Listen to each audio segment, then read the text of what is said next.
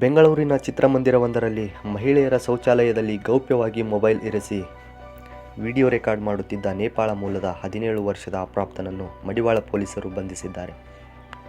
ಕೃತ್ಯದಲ್ಲಿ ಭಾಗಿಯಾಗಿರುವ ಮತ್ತೊಬ್ಬ ಬಾಲಕ ತಲೆಮರೆಸಿಕೊಂಡಿದ್ದು ಪೊಲೀಸರು ಹುಡುಕಾಟ ನಡೆಸಿದ್ದಾರೆ.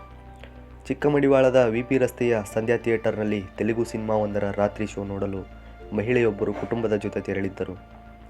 ರಾತ್ರಿ 9:15ರ ಸುಮಾರಿಗೆ ಇಂಟರ್ವೆಲ್ ಸಮಯದಲ್ಲಿ ಮಹಿಳೆ ಶೌಚಾಲಯಕ್ಕೆ ತೆರಳಿದಾಗ ಗೋಡೆಯ ಮೇಲೆ ಮೊಬೈಲ್ ಆನ್ ಮಾಡಿ ಇಟ್ಟಿರುವುದನ್ನು ಕಂಡು ಬೆಚ್ಚಿ ಬಿದ್ದಿದ್ದಾರೆ.